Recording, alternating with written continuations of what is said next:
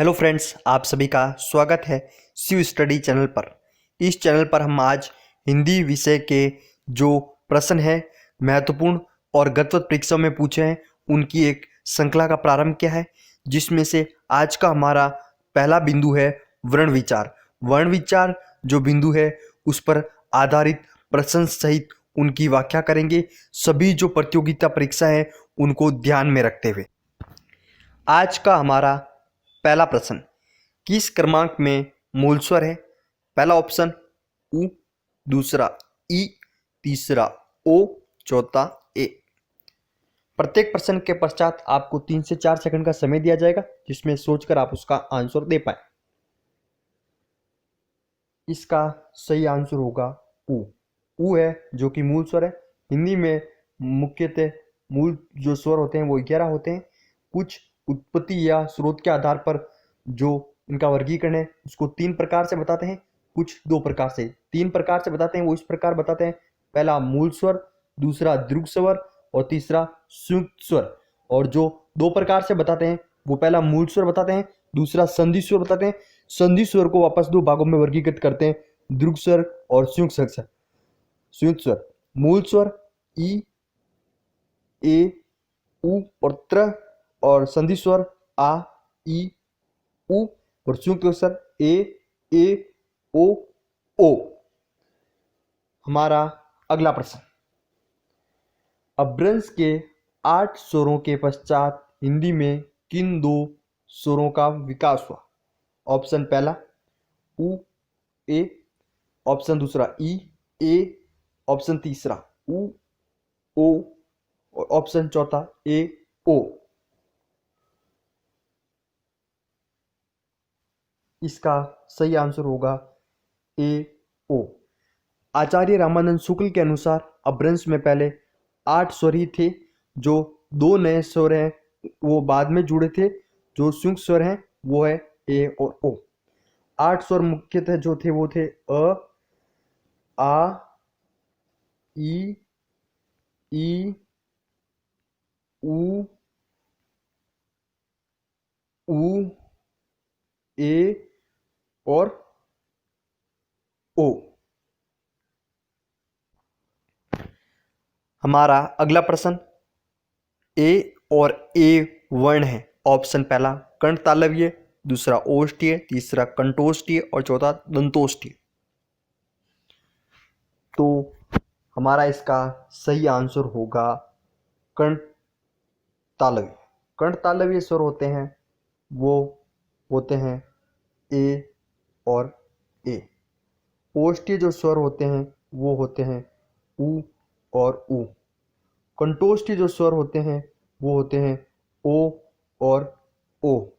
और दंतोष्ठीय जो स्वर होते हैं वो होते हैं, दंत से कोई भी वैसे स्वर नहीं बनता है, इसलिए हम उसको काट सकते हैं। दंत से कोई भी स्वर नहीं बनता है। मुख्यतः कर्ण जो स्वर होते हैं वो अ, तालव्य ई, मूर्धन्य होता है त्र, ओष्ठीय स्वर होता है उ, कर्ण तालव्य होता है ए और कंठोष्ठीय होता है ओ।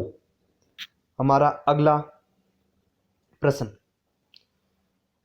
जिन स्वरों के निर्माण में ओष्ठों की आकृति गोलाकार होती है उनको कहते हैं? ऑप्शन संवर्त, दूसरा अर्धस्वर, तीसरा वर्ताकार स्वर और चौथा अवर्ताकार स्वर। तो इसका सही आंसर होगा वर्ताकार स्वर। वर्ताकार स्वर होते हैं इनमें ओष्ठों की आकृति गोलाकार होती है, और जो ओष्ठीय स्वर होते हैं वो होते हैं उ, ओ और ओ। इसमें जो ओष्ठ होते हैं वो गोलाकार हो जाते हैं।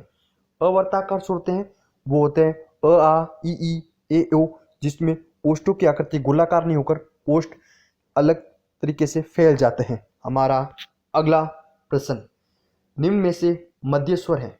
ऑप्शन इस प्रकार है ई, अ, आ, ओ। तो इसका सही आंसर होगा अ है जो कि एक मध्य स्वर है। और हिंदी में जीवा की सक्रियता के आधार पर जो स्वर है उनको 3 भागों में वर्गीकृत किया है, अग्र स्वर, मध्य स्वर और पश्च स्वर। जिसमें मध्य स्वर होता है ये एक ही होता है, वो होता है अ, और ई, ए ये होते हैं, ये अग्र स्वर होते हैं। इसमें दो स्वर और हैं, अ और ए। ये भी क्या होते हैं, ये अग्र स्वर होते हैं। और 25 स्वर में आते हैं उ और ओ। ये किस में आते हैं, ये भी आते हैं ओ।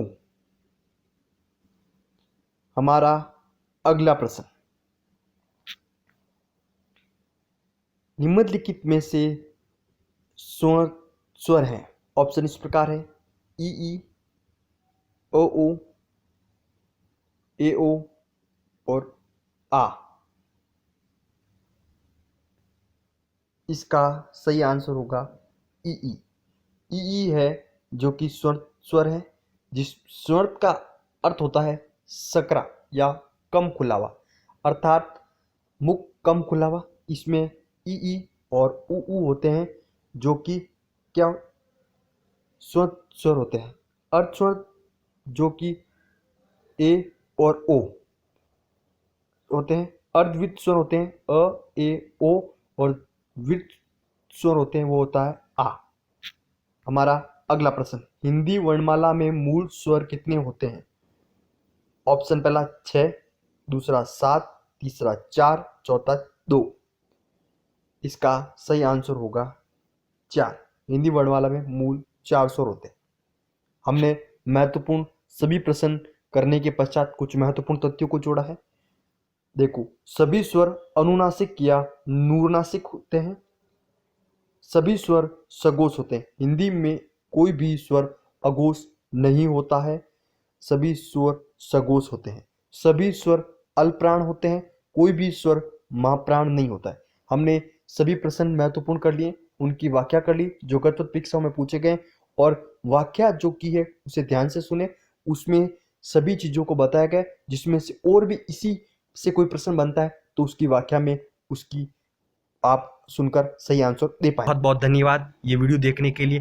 प्लीज इस वीडियो को अधिक से अधिक लाइक कीजिए, शेयर कीजिए और सब्सक्राइब कीजिए और कमेंट कीजिए। शिव स्टडी की तरफ से आप सभी का बहुत बहुत धन्यवाद।